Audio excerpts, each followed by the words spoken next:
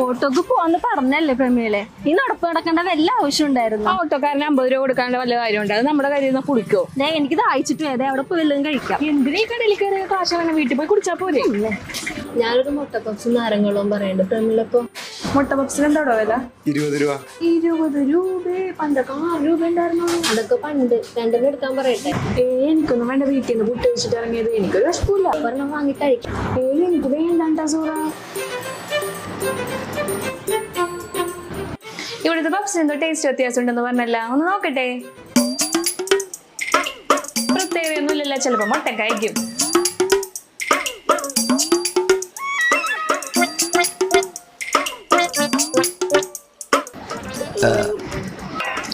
പറയണ പോലെ പ്രത്യേകിച്ച് ടേസ്റ്റ് ഒന്നുമില്ല.